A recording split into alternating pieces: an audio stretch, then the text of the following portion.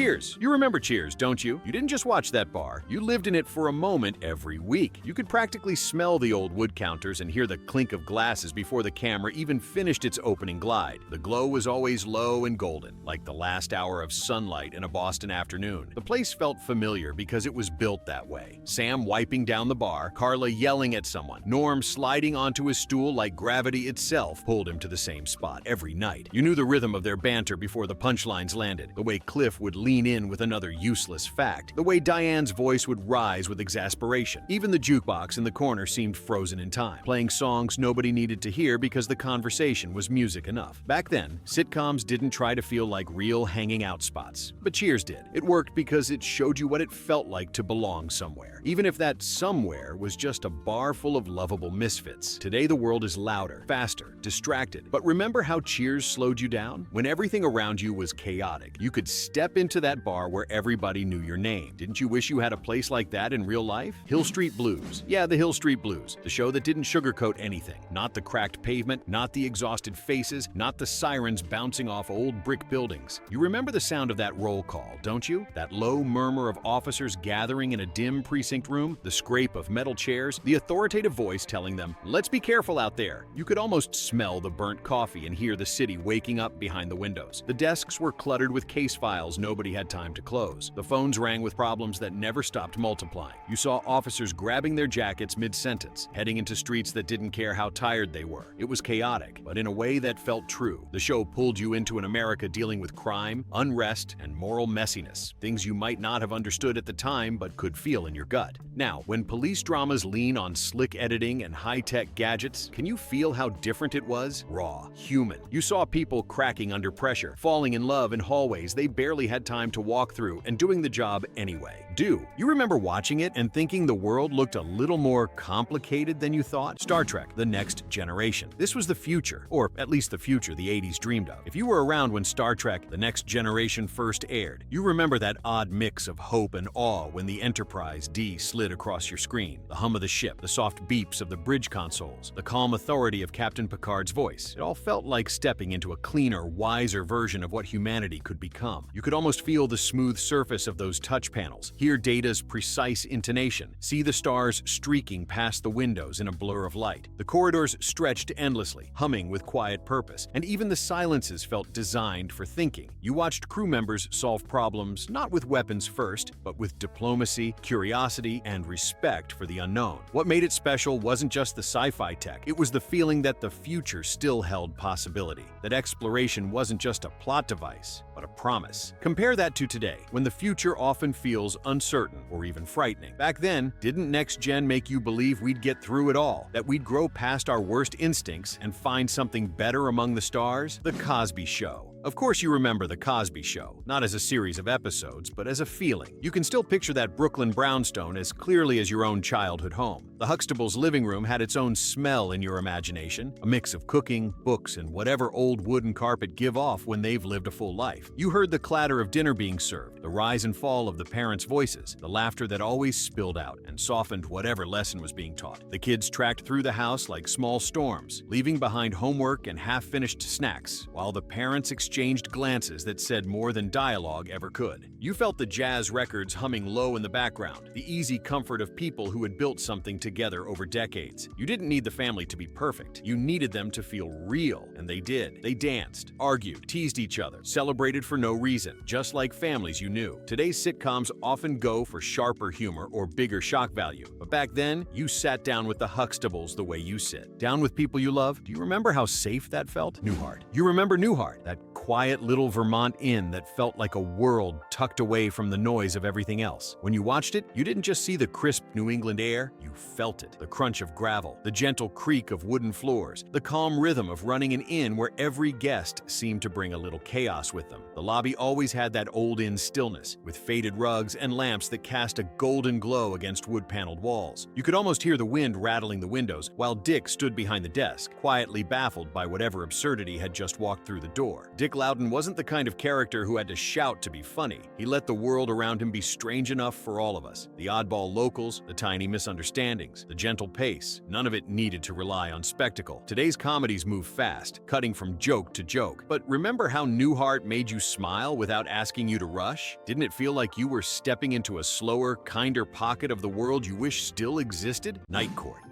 This was the one that made you laugh at things you probably weren't supposed to. Night Court. Before you even saw the characters, you heard that saxophone. Playful, bright, a little mischievous. The courtroom always felt like it smelled of old paper, coffee, and a little too much cologne on someone who didn't know how to dress for night shift justice. The fluorescent lights buzzed overhead, casting everything in a pale glow that made the whole room feel suspended between exhaustion and absurdity. You watched the parade of defendants shuffle in. Street performers, petty crooks, lonely hearts, each one stranger than the last, and somehow Harry treated them all with the same bemused kindness. Judge Harry Stone with his tricks and quirks, Dan Fielding with his shameless ego, Bull towering over everyone like a gentle giant. It all felt a bit surreal, like the city's leftover energy from the day had pooled into one chaotic late-night hub. Today's shows try to be absurd, but Night Court made the absurd feel almost normal. Can you still feel that odd comfort of knowing anything could happen in that courtroom? And somehow, it always worked out. Magnum, P.I. By the time Magnum P.I. came on screen, you could practically feel the Hawaiian air hitting your face. That red Ferrari wasn't just a prop. You felt like you were riding shotgun, sun beating down, wind in your hair even if you were a kid sitting cross-legged on carpet. Magnum's Aloha shirts, the shimmer of the ocean, the lush greenery, Higgins's refined annoyance. It all carried a scent of salt, sunscreen, and adventure. The estate gates opened onto a world that felt impossibly glamorous and laid back at once. Palm trees swaying overhead while danger lurked just beneath the paradise. You heard the ice clinking in glasses on the lanai, the distant crash of waves, the way Magnum's voiceover pulled you into his thoughts like you were old friends catching up. Those episodes almost tasted like the tropics. And the friendship between Magnum and his buddies? It felt like what every kid imagined adulthood could be. Dangerous sometimes, but full of loyalty and late-night beers. Today, action shows feel colder, polished to a metallic shine. But remember how Magnum made danger feel fun, not bleak? St. Elsewhere. Before medical dramas were sleek and shiny, you stepped into the dingy hallways of St. Elsewhere. You could practically feel the chipped paint and hear the echo of hurried footsteps. This hospital wasn't glamorous. It felt lived in, almost like a real place you'd hope not to visit but couldn't stop watching. The heart monitors beeped with real urgency, not just dramatic effect. The waiting rooms sat crowded with people clutching paper coffee cups, staring at walls that hadn't been repainted in years. You sensed the weight of double shifts in the way doctors leaned against doorframes, the way nurses exchanged looks that carried entire conversations without words. You saw doctors exhausted not only from surgeries, but from life. Watching it now, you'd probably see things you missed as a kid. The grit, the emotional weight, the strange mix of humor and tragedy. Do you remember how it taught you that hospitals weren't just places characters went to get fixed? They were places where life was raw and unpredictable. The Wonder Years. And then, the one that wrapped childhood in a soft, nostalgic haze. The Wonder Years. The sound of Kevin Arnold's voice, older and wiser, reflecting on things you were living yourself. It hit differently. You didn't just watch Kevin's life. You felt like you were remembering your own, even if you hadn't lived it yet. The warm summer nights, the suburban streets, the ache of first love with Winnie Cooper. It all felt familiar, even if your world looked nothings like his. The kitchen always glowed with that late afternoon light, the kind that made ordinary dinners feel like something worth preserving. You heard the screen door slam, the distant sound of a lawnmower, the radio playing songs that seemed to score every heartbreak and small victory perfectly. Today's coming-of-age stories are sharp, more ironic, but the Wonder Years let you feel things without apologizing for them. Do you remember how it felt when the narrator said a line that made your chest tighten? Not because it was sad, but because it felt true. Family ties. You probably didn't realize it at the time, but Family Ties was teaching you something about your own household even as you laughed. Think back to those nights. Maybe you could smell dinner lingering in the air. Maybe your parents were sitting on opposite ends of the couch, and the Keaton Family came on just as your own family was unwinding for the night. You remember the tension between the hippie parents and their straight-laced, Reagan-loving son, Alex. The kitchen table became a battlefield of ideologies. voices overlapping as someone reached for the salt and someone else launched into a political tangent. You watched Mallory flip through magazines while the debate raged, Jennifer quietly absorbing everything with eyes that understood more than anyone gave her credit for. You didn't need to understand politics. You could feel the generational pull in the way they talked over each other, in the way Elise's calm clashed with Alex's intensity. And the living room felt like every living room in America at the time. Soft couches, framed photos, warm lamps with yellow light. Today, arguments in families often happen online, in group chats or quick text bursts. But back then, the debates happened at the dinner table, just like on the show. Didn't you feel, even then, that family meant loving people you didn't always agree with? L.A. Law. If Family Ties captured the clash of generations, L.A. Law captured the ambition of the decade. You remember that feeling? The slick, fast-talking lawyers, the towering offices with glass walls reflecting the California sun, the shuffle of legal briefs, and the click of expensive shoes echoing through hallways. Every episode made you feel the buzz of 80s success culture, like you were peeking into a world where money wasn't just a goal. It was part of the air everyone breathed. The conference rooms gleamed with polished wood and leather chairs, deals made over scotch, while the city sprawled below like a prize waiting to be claimed. You could sense the hunger in every handshake, the calculated smiles, the way power moved through the room like an invisible current everyone was desperate to catch. But under all the gloss, the cases tackled things you didn't always hear adults talk about openly: racism, homophobia, scandal. You didn't always understand the legal arguments, but you felt the tension in the courtroom, the stakes pulsing under fluorescent lights. Today, legal dramas rely on sharper editing and last-minute plot twists. But back then, L.A. Law made the work itself feel dramatic. Do you remember wishing, just a little, that being an adult meant working in an office like that? Roseanne. This one looked nothing like L.A. Law and felt like stepping into a real family's messy, cramped, lived-in home. You can picture it right now, can't you? The sagging couch, the cluttered kitchen counter, the worn-out carpeting that had probably survived a decade of spilled drinks and stomping shoes. It didn't smell like TV. It smelled like real life. The fridge hummed in the background, covered with magnets, and old report cards nobody had bothered to take down. You heard the TV blaring from the other room, the back door slamming as kids came and went, the constant low-grade chaos of a house where nothing ever stayed clean for long. The Connor family didn't try to impress anyone. They struggled, they fought, they made jokes that sometimes went too far, and they showed the exhaustion of working-class life in a way that wrapped humor and frustration together. You didn't just laugh at their problems, you recognized them. Maybe the bills stacked on your kitchen table looked a little like theirs. Maybe your parents argued over money the way Dan and Roseanne did. Today, sitcom families often feel polished and aspirational, but Roseanne was about survival, love, and stubborn pride. Did you ever feel comforted knowing a TV family had problems like yours? The Golden Girls.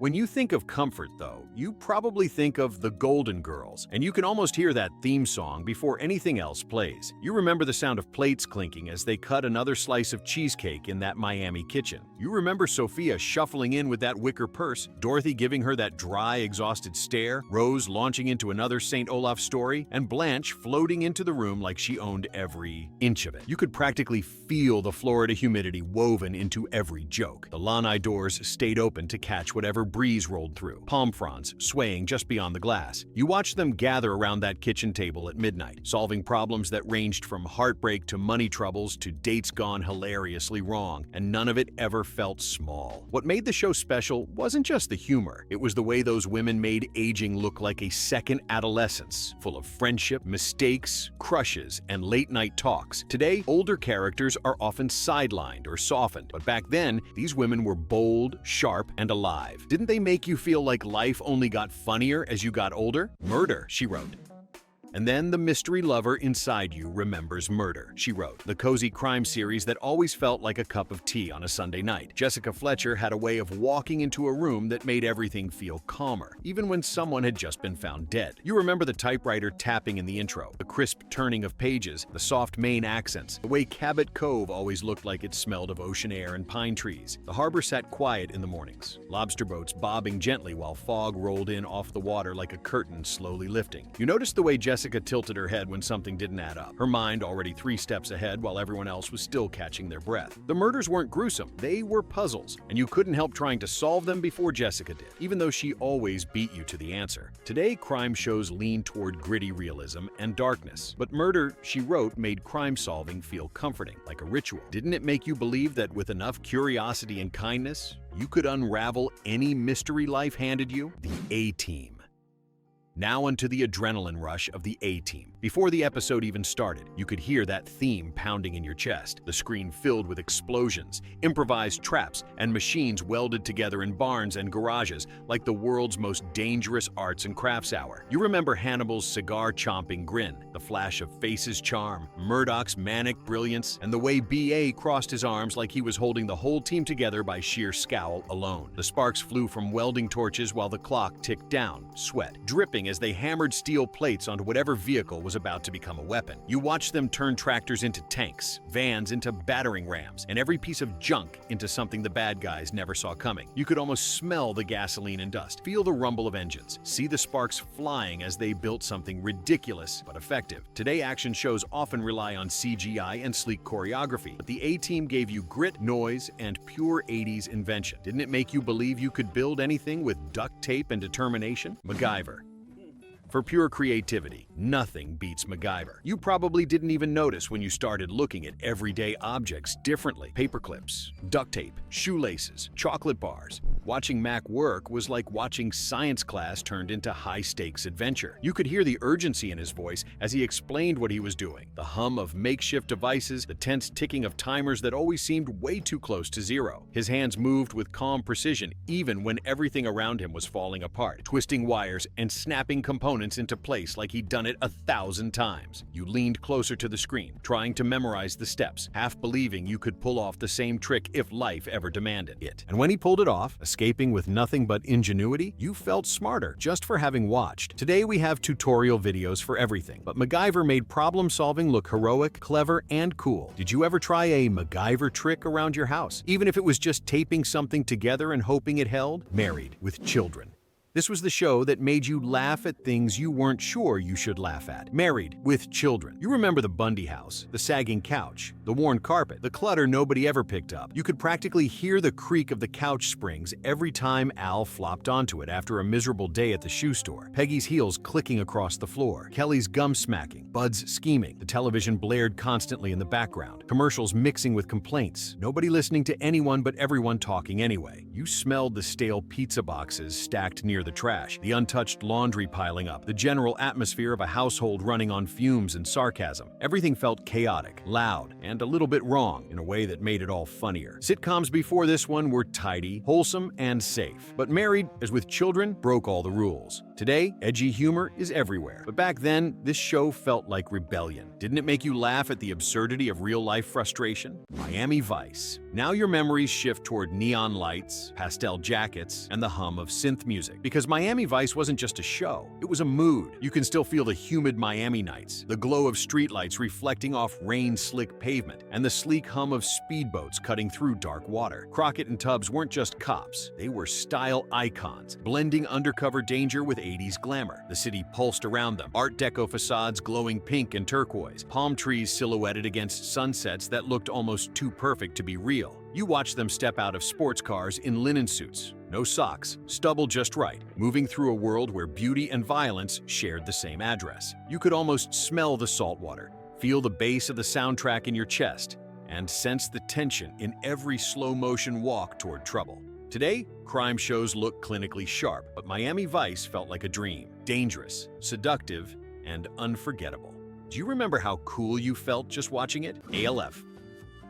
From glam to goofy, you had ALF. You probably still hear that weirdly cheerful synth theme if you think about it for more than a second. ALF wasn't just a puppet. He felt like a real guest in the Tanner house, the kind who made a mess, cracked jokes at the wrong moment, and probably ate something he wasn't supposed to. You could imagine what he smelled like. Little musty, maybe like an old teddy bear. The living room always seemed slightly disheveled when he was around. Cushions out of place, something mysteriously missing from the fridge. You watched the family scramble to cover for him, pulling curtains and making excuses. Their ordinary suburban life turned upside down by one furry alien with no concept of boundaries. The kitchen always felt warm and chaotic when he was in it, and every time the family tried to hide him from neighbors or authorities, you felt the kind of tension only an 80s family sitcom could produce. Silly, harmless, and fun. Today's special effects make aliens look realistic. The ALF's charm was in how unreal he was. Didn't you secretly wish he'd crash land in your garage?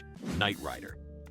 Here's the roar of an engine you could recognize before you even saw the screen. Knight Rider, think about what it felt like the first time you heard that pulsing synth beat, building upward like a digital heartbeat. You knew exactly what was coming. The sleek black Trans Am cutting through the night like a shadow with headlights. Kit wasn't just a car. To you, he almost felt alive. You remember the red scanner light sweeping back and forth across the nose of the car like it was breathing, the calm, crisp voice guiding Michael through danger as though logic alone could keep him safe. The interior glowed with buttons and screens that seemed impossibly advanced. A cockpit from the future dropped into the present. You watched Michael lean back in the driver's seat, trusting Kit to take the wheel, and wondered what it would feel like to have a partner who never panicked, never doubted, never let you down. You could almost feel the vibration of the engine, the futuristic hum of the dashboard displays, the warm California air rushing past. Today we talk about self-driving cars and AI like it's science, like it's business. But in the 80s, Kit made it feel like magic. Did you ever stare at your own car's dashboard and imagine it talking back? Growing Pains. Your memory drifts to something gentler. The Seaver household and Growing Pains. You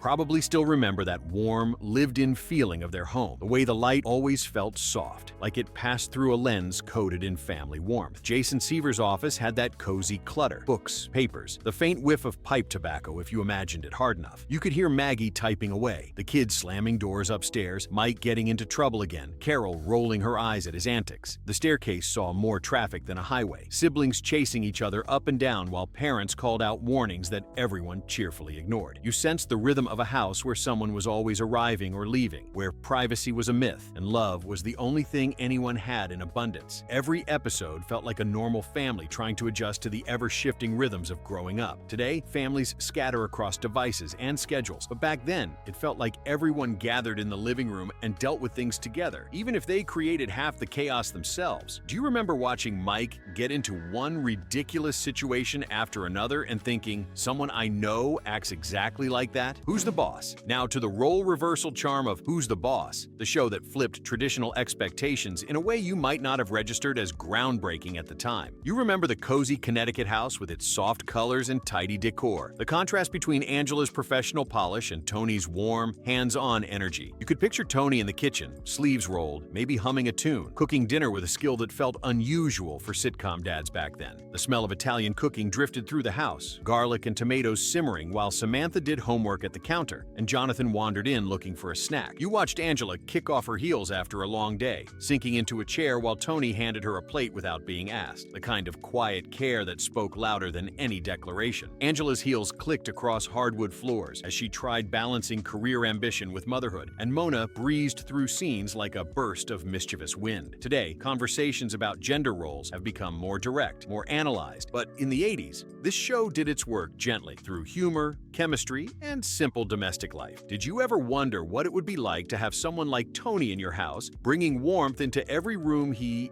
entered? Perfect Strangers.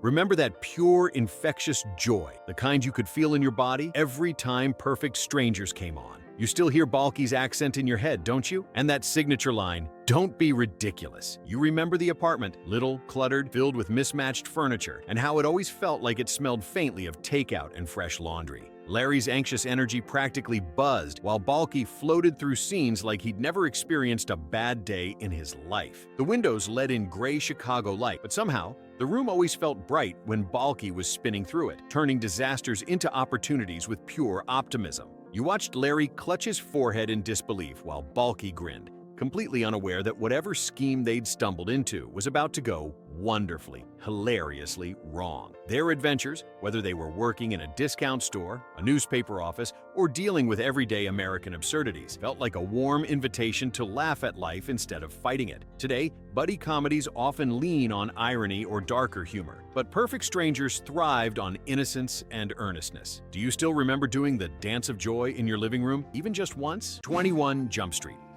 Now, your mind shifts to something grittier, faster, more dangerous. 21 Jump Street. The moment that theme kicked in, you knew the story wouldn't be light. You can picture the old chapel headquarters, the worn wooden pews repurposed into a police base, giving everything an eerie, dual feeling of sacredness and street-level realism. You remember the tension of undercover high school stings, the hallways filled with lockers and fluorescent buzz, the wave of teenage chatter that stood in sharp contrast to the seriousness of the investigations. The officers dressed like students, but carried burdens no teenager should know, slipping between algebra classes and crime scenes without anyone noticing the weight behind their eyes. You saw them lean against lockers, pretending to gossip while scanning the crowd for dealers, runaways, kids in danger, playing a role that blurred the line between protection and deception. You could feel the pressure the young officers carried, moving between two worlds, too old to be kids, too young to be jaded. Today's shows about youth often rely on stylized visuals or shock value, but 21 Jump Street felt grounded. It carried weight. Do you remember watching it and feeling for the first time that teenagers had problems adults didn't always see?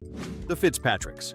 This 1977 drama showed something television rarely bothered with, a real working-class family dealing with actual problems. Set in Flint, Michigan, the series followed Mike Fitzpatrick, a construction worker, his wife Maggie, and their 4 kids, Sean, Jack, Maureen, and Max. No glamorous penthouses or perfect suburban lawns. When Sean needed money for a date, he actually had to work for it. When Maureen wanted new clothes, the family budget became a genuine conversation. The show's honesty set it apart. Dad came home tired from physical work. Mom juggled responsibilities without hired help. Kids argued over chores and dealt with the awkwardness of growing up where privacy was limited. The series captured middle ground between the Bradys and the Waltons, families figuring things out paycheck by paycheck. But networks seemed more interested in fantasy families than real ones. The show lasted only 1 season. Those who remember it often mention how refreshing it felt to see their own lives reflected on screen without judgment or forced drama. Television moved toward bigger spectacles and shinier families, leaving behind this gem that dared to celebrate ordinary people living ordinary lives extraordinarily well. Get Christy Love. Teresa Graves kicked down the door as Christy Love in 1974, and television would never be quite the same. "You're under arrest, sugar," became more than a catchphrase. It was a declaration that primetime had room for something completely different. Detective shows in the 1970s followed a predictable formula. Tough white guys solved crimes, cracked jokes, drove fast cars. Graves brought swagger, intelligence, and genuine attitude to a role that could have easily become a stereotype. Christy Love went undercover in situations male detectives couldn't handle. Her cases took her into worlds other shows barely acknowledged. The writing tackled drug trafficking, prostitution, and urban crime with a directness that made network executives nervous. Christy used her wits more than her fists, though she could definitely handle herself in a fight. Her wardrobe became part of her detective toolkit. Fashion wasn't just style, it was strategy. Network politics killed the show after just 1 season. Controversial themes and groundbreaking casting apparently made some people uncomfortable. The cancellation left fans frustrated and wanting more. Graves deserved better treatment from the industry. Her performance proved audiences were ready for diverse storytelling and complex characters who broke traditional molds. Quark.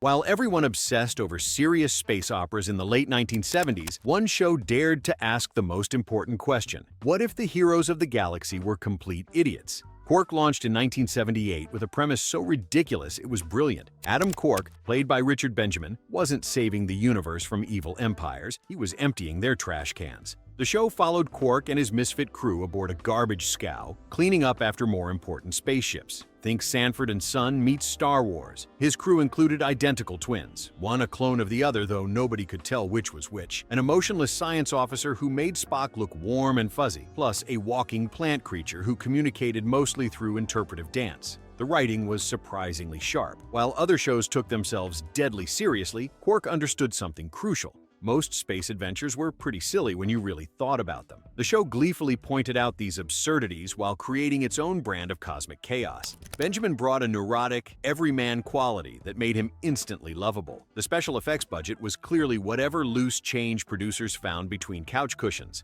but that somehow added to the charm. Unfortunately, Quark only lasted 8 episodes before getting canceled faster than you could say trash compactor. The Fantastic Journey.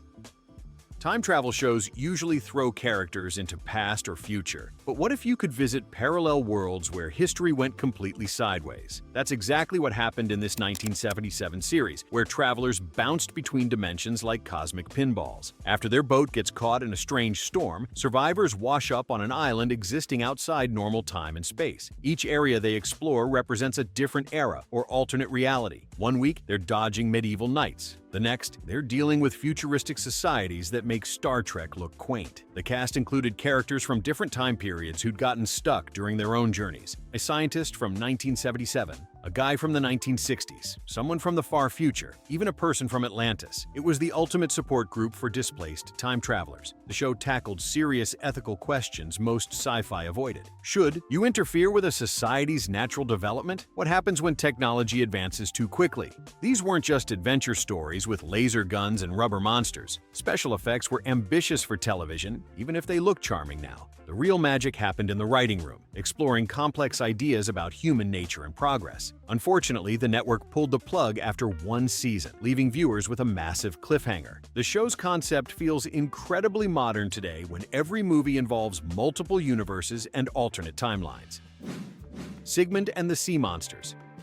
What happens when two brothers discover a friendly sea monster and decide to keep it as their secret pet? You get one of the most beloved Saturday morning shows of the 1970s. Sid and Marty Krofft created pure childhood wish fulfillment. Two regular kids, Johnny and Scott, stumble across this adorable sea creature who's been kicked out of his own family for being too nice. His brothers and cousins are mean, scary monsters, but Sigmund just wants to be friendly and eat fish sticks. The puppet work was absolutely incredible for its time. The Crofts had already proven themselves masters of bringing fabric and foam to life, but Sigmund felt different. He had personality. Those big googly eyes and goofy grin made him instantly lovable. Kids didn't just watch Sigmund, they wanted to take him home. The villains, Sigmund's sea monster family led by terrifying Sweet Mama and Big Daddy Ooze, provided just the right amount of scary without causing nightmares. The underwater caves looked like something from a fever dream, complete with seaweed curtains and coral furniture. The show only ran 2 seasons, but its impact lasted decades. The silly humor, genuine friendship between the boys and their monster buddy, and those unforgettable puppet designs created something special. Every episode delivered the same message: friendship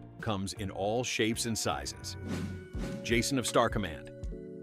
Saturday mornings in 1977 got a serious upgrade when this space adventure blasted onto screens everywhere. Kids who thought they'd seen everything suddenly found themselves watching space battles that looked like they belonged in actual movies. This wasn't some cheap knockoff riding the Star Wars wave. It was its own beast entirely. The show followed Commander Jason and his crew fighting against the evil Dragos across the galaxy. Those spaceship models were absolutely incredible. We're talking detailed miniatures that moved like real spacecraft, complete with laser battles that actually looked dangerous. The production team spent serious money making every explosion feel real. The female characters weren't just sitting around waiting to be rescued. Nicole Davidoff and other women in the cast were kicking butt and taking names long before it became trendy. They piloted ships, made tactical decisions, and saved the day just as often as Jason did. Pretty revolutionary stuff for the late 70s. Every episode ended with a cliffhanger that would drive kids absolutely crazy. You'd watch Jason's ship get surrounded by enemy fighters, then boom, to be continued next week. The suspense was real. Despite having production values that put many primetime shows to shame, Jason of Star Command vanished faster than a hyperdrive jump. Maybe it was too good for Saturday morning television. Space Academy. Saturday morning television got ambitious in 1977 with this science fiction series about young cadets training at a futuristic space station. Commander Gampu, played by Jonathan Harris, fresh off his villainous Dr. Smith role in Lost in Space, guided students through adventures that mixed education with entertainment. The show distinguished itself by actually caring about scientific concepts. Episodes tackled real physics, ethical dilemmas, and moral choices that made kids think beyond flashy effects. The miniature spacecraft looked convincing enough for the era's shoestring budget. Peepo, the robot sidekick, became an instant favorite without needing CGI. The series was sneaking STEM education into Saturday morning entertainment decades before anyone coined the term edutainment. Kids learned about gravity, space physics, and problem solving without realizing they were being schooled. The cast brought genuine chemistry, making the space station feel like a real community. Unfortunately, one season wasn't nearly enough to explore this cosmic classroom concept. The brief run left young fans wanting more adventures with characters who had become their spacefaring friends, a noble educational experiment that deserved more time. Bonanza. This Western epic had already been running since 1959, but it remained a powerhouse through the early 1970s. The Ponderosa and the Cartwright family, Ben, Adam, Hoss, and Little Joe, became American institutions. The show's longevity speaks to its ability to evolve, while maintaining core appeal. Set in Nevada during and after the Civil War, Bonanza mixed family drama with frontier adventure. Each episode balanced action with moral lessons, giving viewers both entertainment and substance. The Cartwrights weren't just ranchers, they were pillars of their community, often helping others solve problems. Lorne Greene's patriarchal Ben Cartwright anchored the show with gravitas and warmth. The sprawling Ponderosa Ranch became as much a character as any of the family members. What set Bonanza apart was its willingness to tackle social issues through a Western lens. Episodes dealt with prejudice, justice, and personal responsibility in ways that felt relevant despite the period setting. The show's 14-season run made it one of television's longest-running series. One user commentary noted, "Bonanza is a fantastic show, defending it against modern competition. Its influence on Western television and family dramas cannot be overstated." Ironside.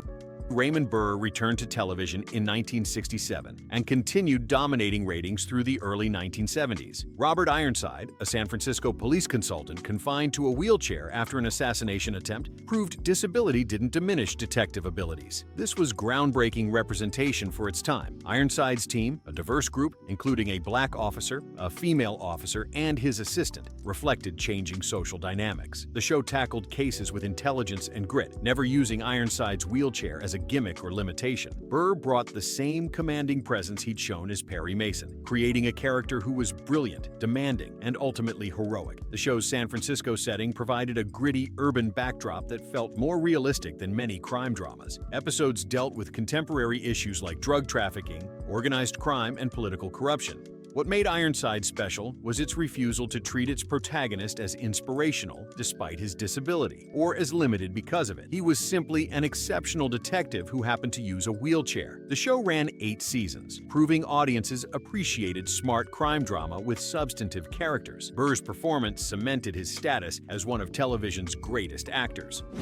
Medical Center ranking number 16 in the 1970s season. This medical drama starred Chad Everett as Dr. Joe Gannon, a young surgeon at a large Los Angeles hospital. The show arrived as medical dramas were becoming television staples, but it distinguished itself through its focus on contemporary medical issues and ethical dilemmas. Each episode balanced patient care with the personal lives of medical staff, creating a template that modern medical dramas still follow. Dr. Gannon represented a new generation of physicians, compassionate, innovative, willing to challenge established protocols when patient care demanded it. The show didn't shy away from controversial medical topics. Episodes dealt with drug addiction, mental illness, abortion, and terminal care with a frankness unusual for primetime television. The hospital setting allowed the series to explore diverse stories through rotating patient characters while maintaining core cast stability. Production values were high for the era, with realistic medical procedures and hospital environments. The show ran 7 seasons, building a loyal audience that appreciated its blend of medical accuracy and human drama. While one user complained about wanting to slap the stupidity out of every doctor, that comment referred to a different show, indicating Medical Center's doctors were portrayed with more competence and realism.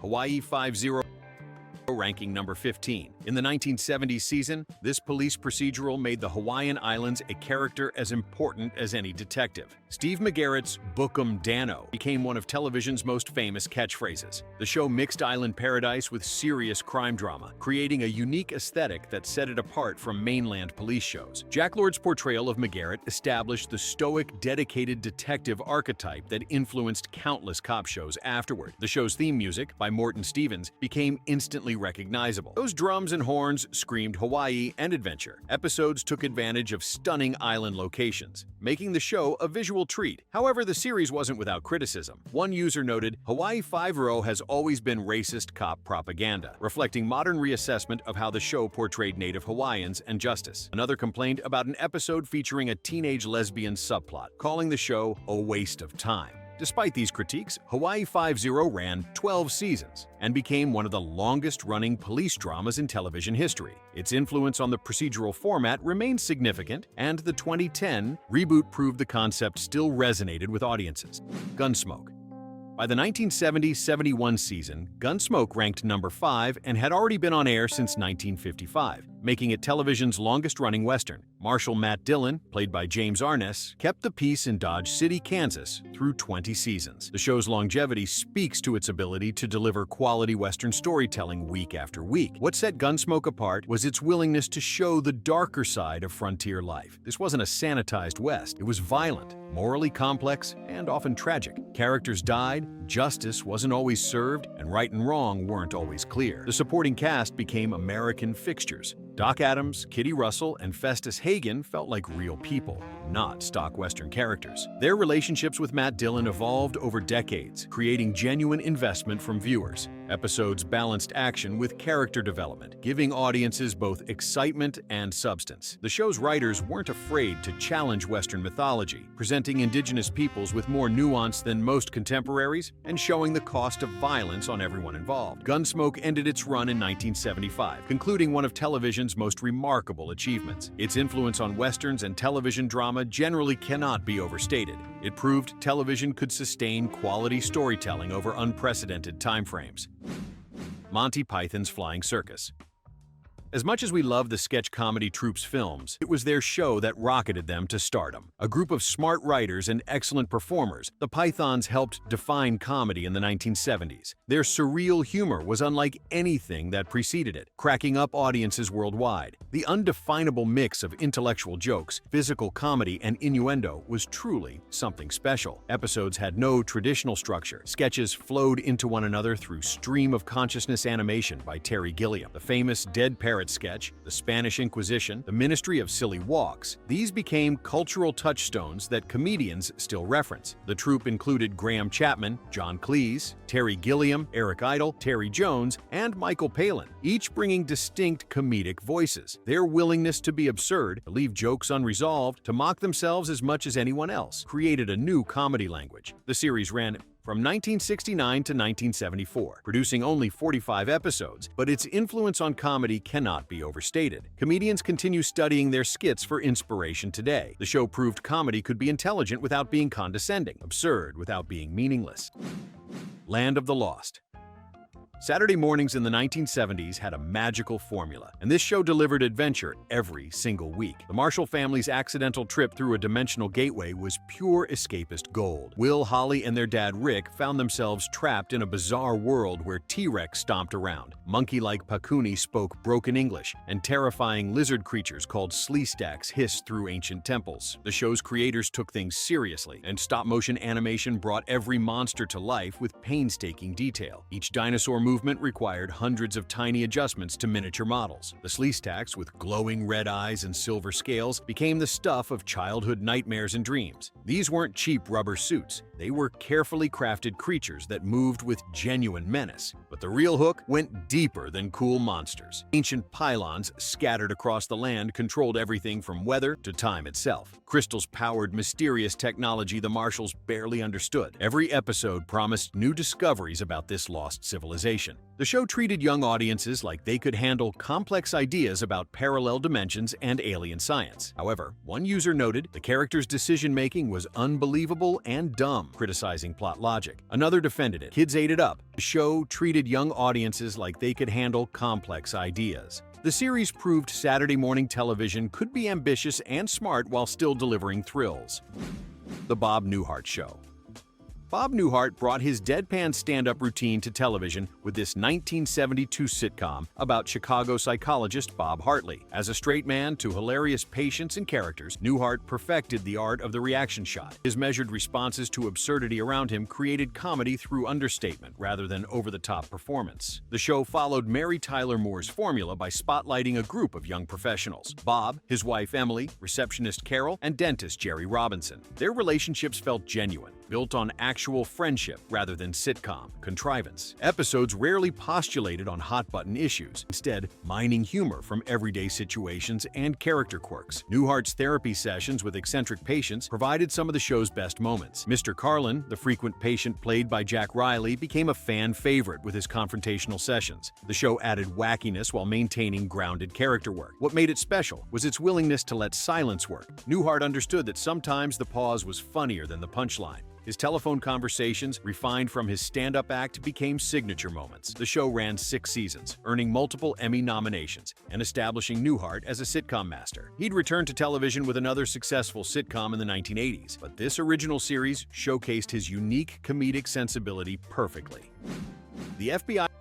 rounding out the top 10 at number 10 in the 1970s season, this Quinn Martin production ran from 1965 to 1974, with Ephraim Zimbalist Jr. as Inspector Louis Erskine. The show had the unique distinction of J. Edgar Hoover's cooperation, giving it access and authenticity other crime dramas lacked. Each episode was based on actual FBI cases, adding documentary-style realism to dramatic storytelling. Erskine represented the FBI agent as professional, incorruptible, and dedicated to justice above all else. The show portrayed law enforcement in heroic terms, reflecting and reinforcing public trust in federal institutions during a time when that trust was beginning to erode. Episodes dealt with kidnapping, organized crime, espionage, and domestic terrorism with procedural detail that educated as much as entertained. The show's format, opening with case details, investigation, climactic confrontation, became a template for future law enforcement dramas. Zimbalist's understated performance made Erskine a believable everyman hero, rather than a larger-than-life character. The show ran 9 seasons, consistently delivering quality crime drama that satisfied audiences' appetite for justice and order. While modern viewers might find its unwavering support of law enforcement dated, the FBI represented peak faith in institutional authority, capturing a specific moment in American history before Watergate and later scandals undermined that trust.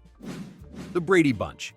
The Bradys were one of TV's most famous families. 60s sitcoms focused on the nuclear family, but the Bradys extended that vision to the blended family. Mike Brady's 3 sons meeting Carol's 3 daughters created television's most recognizable blended family. The show didn't have huge ratings initially and wasn't critically acclaimed, but it gained massive popularity in syndication and continues entertaining audiences today. Every episode followed a formula. A family problem emerges, kids or parents attempt solutions, everything resolves in 30 minutes. The show's charm came from its earnestness. These weren't cynical characters. They genuinely cared about each other and worked through problems with communication and love. Issues like sibling rivalry, young love, and competition were written from the children's viewpoint, making the show relatable to young viewers. User opinions remain mixed. The Brady Bunch became a cultural institution through syndication, merchandising, and reunion specials, proving sometimes comfort television outlasts edgier contemporaries. The Odd Couple.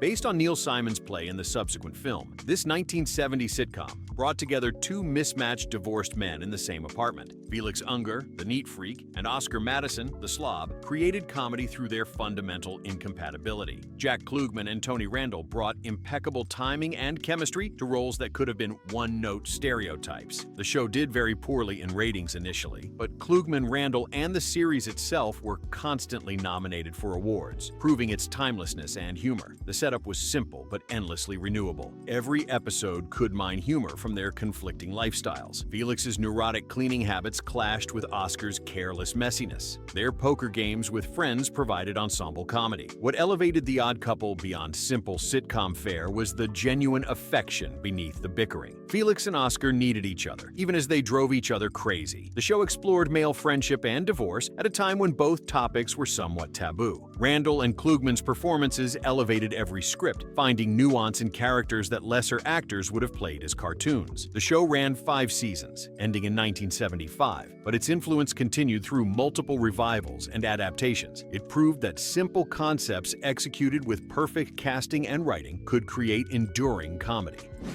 Sanford and Son.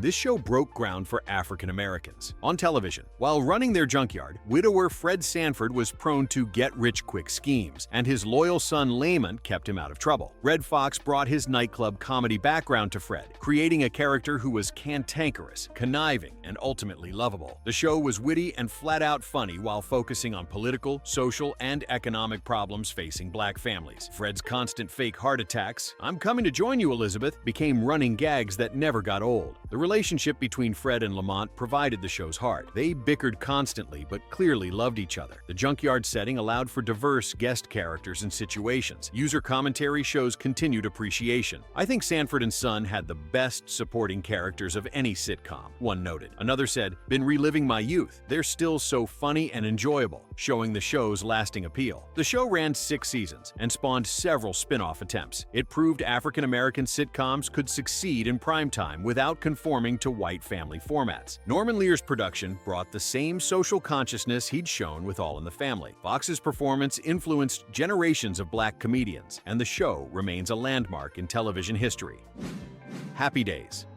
50s nostalgia was at an all-time high when Richie Cunningham and Arthur Fonzarelli rolled into town. The show depicted a middle-class American family, everyday teenager problems, and a soda shop. Life sure was simple in this world. Plus, everybody wanted to be the Fonz. What started as a vehicle for Ron Howard's wholesome Richie Cunningham became the Fonz's show. Henry Winkler's Arthur Fonzarelli, the leather-jacketed greaser with a heart of gold, became a cultural phenomenon. By the show's 4th season, it finished #1 in ratings. User opinions show the show's complicated legacy. One noted, "Happy Days resembles an era that is objectifying of women and spews Republican hate, criticizing outdated attitudes." Another famously stated, "Happy Days lasted 6 seasons after the Fonz jumped the shark," referencing the episode that gave television its term for creative decline. Someone else asked, "How badly did Happy Days jump the shark?" Every show became a cringy talent showcase, showing awareness of quality decline. Despite this, the show's peak years defined 1970s television. It spawned multiple spin-offs, including Laverne and Shirley and Mork and Mindy. The show ran 11 seasons, from 1974 to 1984, crossing from 70s nostalgia into 80s comfort viewing. Its influence on sitcom structure and character archetypes remains significant.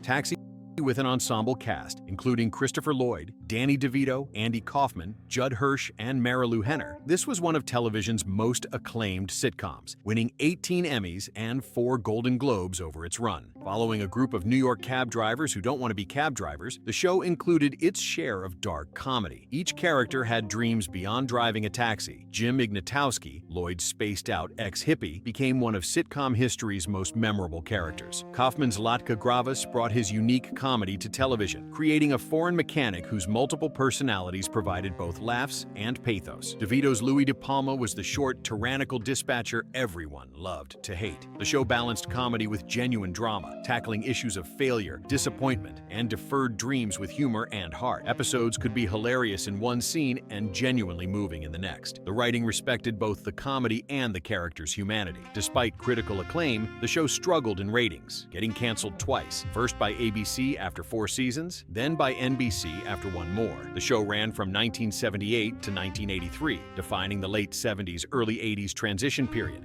Its influence on ensemble workplace comedies is immeasurable. Shows from Cheers to The Office owe debts to Taxi's template of memorable characters in a single location navigating life together.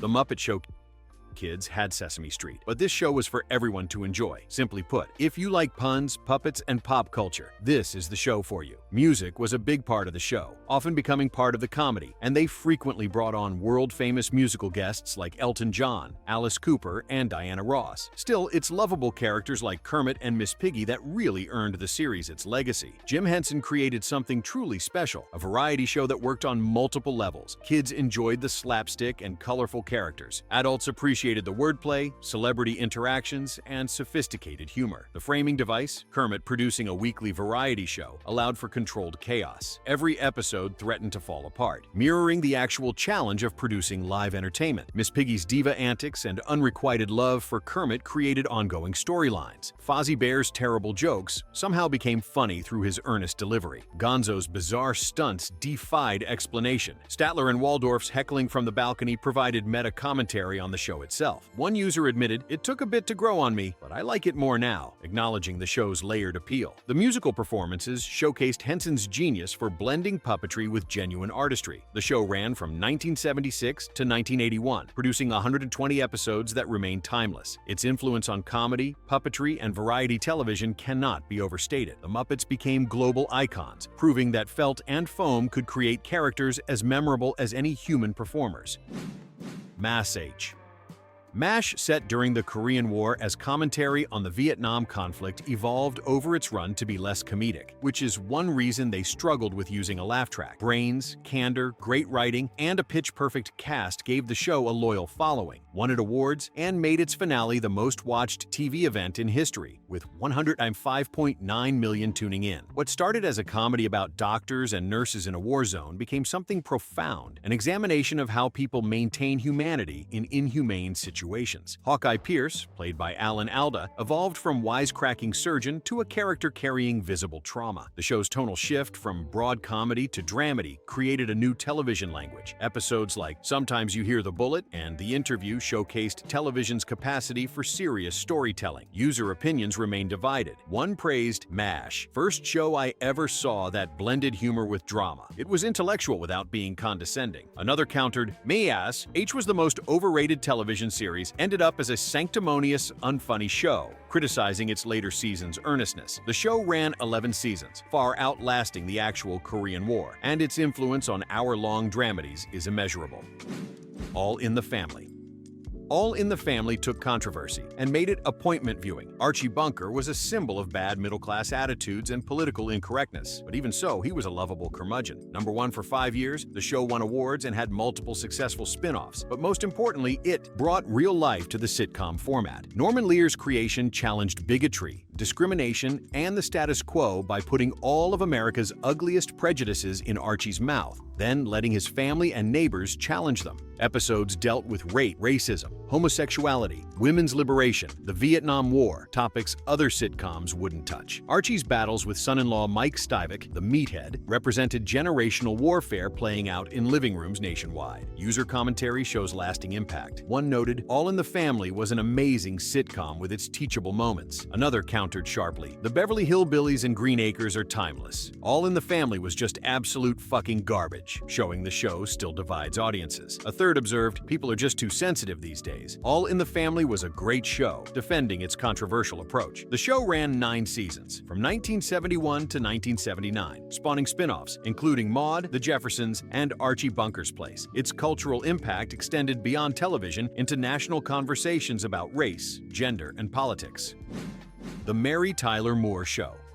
The Mary Tyler Moore Show created the template for modern workplace comedies. Single, self-sufficient, and not searching for a man, Mary Richards became a symbol for women's liberation. Instead of focusing on her struggle to find love, the show concentrated on Mary's relationships with friends and co-workers, some of whom became so beloved they earned spin-off series. Societal issues were facts of life and not causes to be championed, and the show was even able to find humor in death. Mary worked as an associate producer at WJM-TV in Minneapolis, navigating a newsroom filled with memorable characters. Lou Grant, the gruff but caring news director, Ted Baxter, the vain, dim anchorman, Murray Slaughter, the witty head writer, and Sue Ann Nivens, the man-hungry homemaking show host. Mary's friendships with neighbor Rhoda Morgenstern and upstairs resident Phyllis Lindstrom provided the show's emotional core. User commentary praises its innovation. One noted, "The Mary Tyler Moore Show is interesting because it's ultimately a wholesome show, but every character had a sarcastic streak, highlighting its tonal balance." The show pioneered the idea that work relationships could be as important as family. It normalized single women choosing careers over marriage. It showed that sitcoms could be smart without being preachy. The show ran 7 seasons, from 1970 to 1977, winning 29 Emmy Awards total. Its influence on television comedy is immeasurable. Shows from Murphy Brown to 30 Rock to Parks and Recreation all follow templates Mary Tyler Moore established. Enjoying the content? Make sure to check out the suggested videos by clicking the cards on your screen.